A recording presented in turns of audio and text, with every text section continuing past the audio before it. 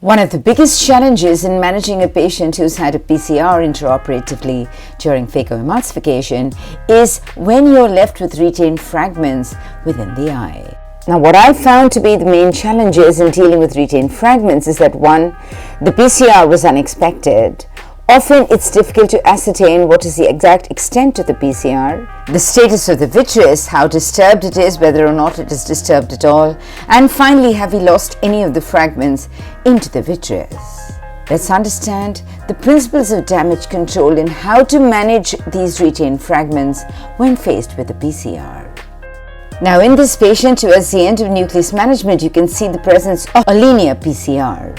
Upon looking closer under viscoelastic, I can see a small fragment lying just posterior to the posterior capsule at the area of the tear.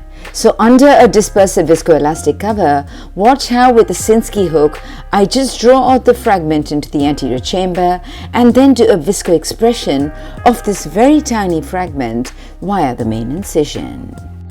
An important point to note is that only the tiniest of fragments is likely to come out through a main incision of 2.8 millimeters without distorting it. Should you have a fragment that is slightly larger, it's okay to consider enlarging the incision to 3.2 to 3.4 or even 3.6 millimeters to enable us to facilitate the removal of slightly larger fragments.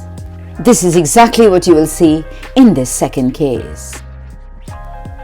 Now, in this particular case, while performing the second chop, the surgeon notices a tendency of the nucleus to start dipping down towards the vitreous. With the posterior assisted levitation, the fragments are brought out into the anterior chamber, and then because there are so many fragments which are significantly large, a scleral tunnel is then created, after which these fragments are then brought out with a viscoexpression, as you can see in this part of the video.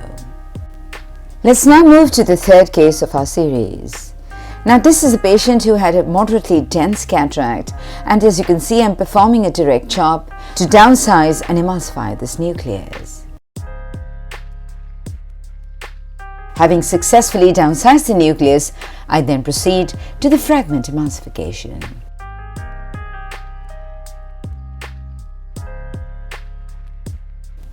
I've now reached the penultimate fragment and all seems to be well. The last fragment is rotated to be brought down inferiorly. I then introduce some viscoat into the anterior chamber, after which I proceed to the emulsification of the last fragment, but see what happens. I suddenly notice a large central PCR, and I wonder what could have caused a PCR.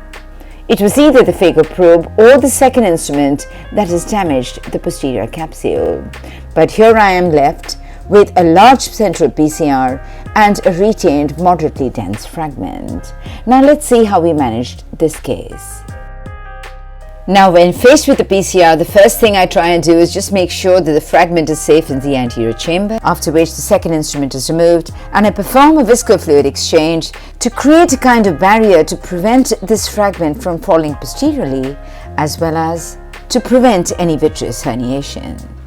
Now, following the viscofluid exchange, I now reduce my bottle height and I reduce my flow rate for making things happen a lot slower. And now with these change settings, I draw the fragment to bring it in front of the probe, and with care and caution, supporting it with the second instrument from behind, I emulsify it. Following the emulsification of the fragment, once more I perform a viscofluid exchange and manage the rest of the surgery.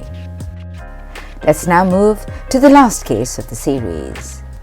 Now, this was an attempted phaco by a right-handed surgeon. Whilst performing the nucleus disassembly and emulsification, the surgeon had a PCR. As you can see, there was a wound burn. There's a large fragment in the anterior chamber. There are also two smaller fragments posterior to the posterior capsular rupture in the anterior vitreous. Now let's see how we managed this case. The first thing that I do is introduce a dispersive viscoelastic in the anterior chamber. Next, I suture the main incision. I then create a main 2.8 tunnel on the left side, being a left-handed surgeon, to be able to manage this case. In order to ascertain whether or not there is any disturbed vitreous, I inject some triamcinolone into the anterior chamber. I can see now that there is no vitreous disturbance, and hence I proceed. I introduce a dispersive viscoelastic to push the vitreous and maintain it posteriorly, and then with low flow settings, I then with care and caution emulsify this large fragment. As you can see, I take the help of the second instrument to bring the fragments up to the tip and also use it to protect the fragments from falling backwards. Following the completion of the emulsification of this fragment, once more I perform a viscofluid exchange.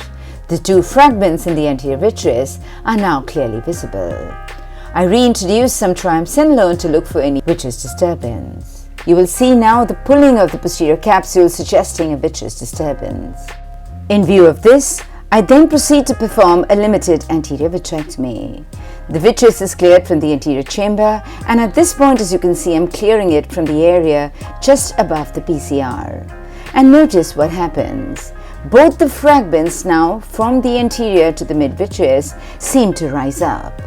The smaller fragment on the left has actually come into the anterior chamber, and the larger fragment is starting to protrude through the posterior capsule. I complete the cutting of the vitreous in and around these fragments, after which I now hook out the larger fragment into the anterior chamber. I then, with the help of viscoelastic, push both the fragments up to the angle, after which, once more with low flow settings, both these fragments are slowly emulsified.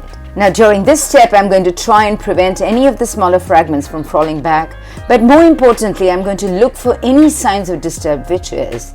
Should I find it, I will discontinue what I'm doing. I'll move back to performing a limited anterior vitrectomy, after which I would attempt to remove the fragments once more.